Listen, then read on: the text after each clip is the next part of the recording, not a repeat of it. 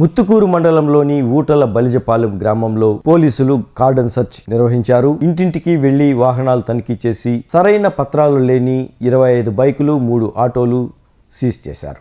నేరాల నియంత్రణ కోసమే కార్డన్ సెర్చ్ నిర్వహిస్తున్నామని ముత్తుకూరు ఎస్ఐ ప్రసాద్ రెడ్డి తెలిపారు. గ్రామాల్లో యువత గంజాయి, మద్యం, గుట్కా, కోడి పందాలు, జూదం వంటి వ్యసనాలకు దూరంగా ఉండాలని ఆయన సూచించారు. వాహనాలు నడిపేవారు అన్ని ధృవీకరణ పత్రాలు వెంట తెచ్చుకోవాలని, లేకపోతే కఠిన చర్యలు తీసుకుంటామని ఆయన హెచ్చరించారు. ఈ కార్యక్రమంలో సబ్ డివిజన్ అధికారులు, పోలీస్ సిబ్బంది తదితరులు పాల్గొన్నారు. ముత్తుకూరు మండలంలోని ఓట్ల బలిజపాలెం గ్రామంలో కార్డన్ సెర్చ్ నిర్వహించడం జరిగింది. ఇందులో సబ్ డివిజన్ పోలీస్ ఆఫీసర్లు అందరూ కూడా పార్టిసిపేట్ చేశారు.